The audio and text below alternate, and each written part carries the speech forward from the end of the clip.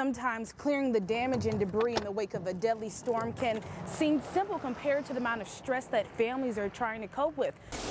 He was secretly watching 3 Manchester teens taking a shower. You know, it's not until you're flying over the Gulf of Mexico that you really get a true sense of how big this disaster really is. But the SWAT team has to search every nook and cranny because you never know where the suspect may be hiding. Across the street, there was a couple going through his belongings, trying to steal what valuables they could. We are in for a dangerously hot weekend. A heat advisory will be in effect. Good evening, I'm Jessica Larche. Hey Kathy, you can see the snow is falling. I'm pretty happy because I didn't want to wear my snow boots for nothing. You see, when the sewage starts to decompose, it eats up the concrete and causes it to crumble.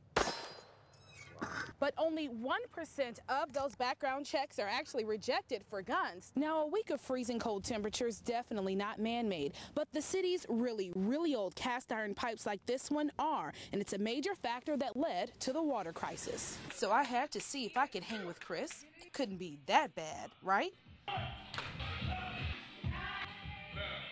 And as efforts to clear the oil in the Gulf continue, the grief remains behind for the families and friends of the 11 victims. Reporting in Jackson, Jessica Larche, Fox 40 News. Tossed cars, damage and debris, all signs of the twister that tore through the heart of Holmes County here in Ebenezer. And now folks are trying to mend their lives and their hearts. When that storm came that morning, it just took them away. Sammy Coleman can't believe his stepbrother, Reverend Esley Brown, is gone. He's a good brother. Saturday morning, Brown was getting ready to preach at one of Coleman's friends' funerals. That's when the tornado hit. The storm came and took the house while he was in it. The tornado tore Reverend Brown's double-wide trailer in two with him inside. The trailer on either side of Ebenezer Road, Reverend Brown's body lying in this field near his truck. I couldn't believe it. Just a few houses down, a similar scene. Found her underneath that debris over there. Elnora Simmons says her sister Doris Hoover was inside her trailer when the tornado picked it up. And when she got to the kitchen, the house started flipping. And fell on top of her sister. Luckily, a group of people pulled her out. With just a few broken bones, she's recovering at UMC. You would look at it and think, nobody could have made it out of this. But she did. It's a story Coleman wishes he could tell about his stepbrother. He gonna be well missed, I know that. And as people work to patch up their property, they hope they can patch up the heart of Holmes County. Reporting in Holmes County, Jessica Larche, Fox 40 News. From cuts to your child's education.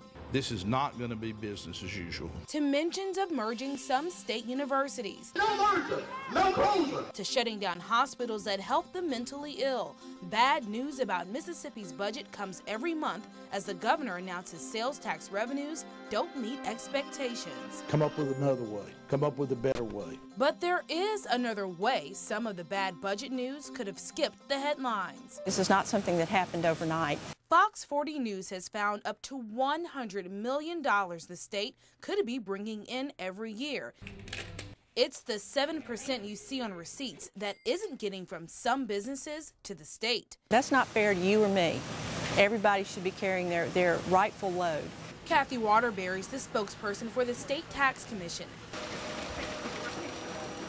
This is the office that counts and collects sales tax, then turns it over to the state to use for education, healthcare, roads, and more. But you can't really see the problem. It's the tax management system software they use to store all that information. It's just plain old, really old. Donnie Wilson of Wilson Auto Sales in Brookhaven is at the center of this story. And these two seemingly similar bills of sale are the catch to a big crime. First purchased the vehicle. Now meet Derek Suttles. He's also a part of this story, but we had to tell him why. He gave me the paperwork to get the registration and, you know, the tag and sticker and all that. And that was basically it. Suttles is talking about a truck he bought from Wilson Auto Sales in 2005. The cost, $8,500, plus nearly $500 in sales tax. I didn't trade any vehicle in. You see, trading in a car would have cut down on the cost of Suttles' truck, meaning he'd pay less in sales tax. Keep that in mind. And I actually had a car at the time that I was trying to trade in, but he didn't want to take the trade in because he said I owe too much money on the car. So Wilson sold Suttles the truck with no trade-in. I jumped on the deal, you know, not knowing in the future this is what was going to happen. What happened? Donnie Wilson created a way to pocket a portion of the sales tax money Suttles and dozens of other customers paid. Really? According to the Lincoln County District Attorney, here's how Wilson did it. Let's go back to those bills of sale we showed you. On one dated May 4th, 2005, a customer purchased a 1999 GMC Sierra 150 truck for $12,300. Sales tax on that is $615. The total this customer paid, $12,930. No trade-in is listed, and you can see Donnie Wilson signed off on it. But this bill of sale never made it to the State Tax Commission. Barbara Ramsey is scared to go to sleep in her home on Wright Drive and Flora Street. I've been in that house 9 years. For 9 years, no fire hydrant. 6 years ago, her fear became reality. It was just blazing. A fire ripped through her 90-year-old neighbor's house, George Wright. When firefighters got to the street, they couldn't find any hydrants. By the time they found a working hydrant hundreds of feet away, it was too late. George Wright was dead. Only an empty lot remains. He burned up in the house. Fast forward 6 years, one thing has changed. More scorched houses near Ramsey's home. I don't sleep at night. I'm up trying to see what's going to be set afire again. Year after year, Ramsey and her neighbors have been calling and meeting with the fire and public works departments, crying for help. She walked me through street after street, no hydrants. There's no hydrant on Dale Street. Nope. How did they skip over us and not put any down? Ramsey says last fall, Public Works Director Thelman Boyd met with her neighborhood. She says he promised to install a hydrant by the 1st of January. We got promises, and nobody showed up.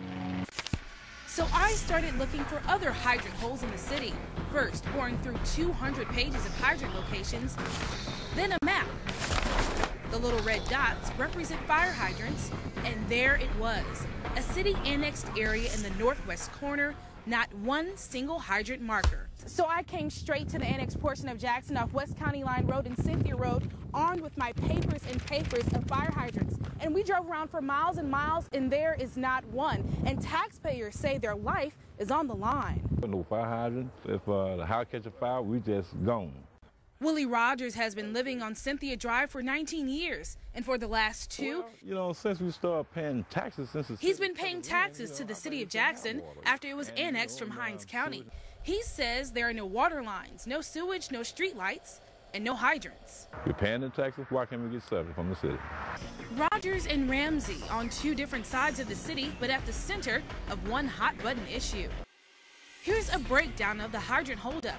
It's the fire department's responsibility to inspect hydrants and report areas where they're missing. Then it's up to the Public Works Department to install the hydrants. Jackson Fire Department spokesman Chief R.D. Simpson says they've turned over the list of areas in need more than once. Well, in our business, seconds are eternities. Of course, there's a danger because if there's not any fire hydrants over there, it would be difficult for us to perform our job. To get answers, I went straight to Public Works Director Thelman Boyd.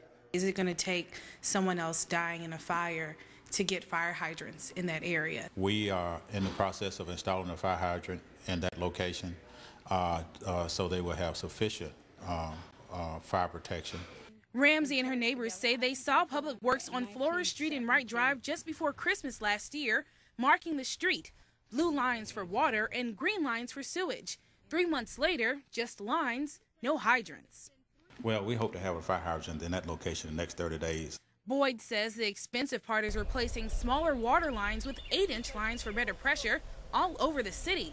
It costs millions, and he says that's the reason for the 6-year holdup in Georgetown. But back in the annexed area, Boyd admits there are no fire hydrants located there. We have a 5-year plan as funding become available to extend fire hydrants to those annexed areas.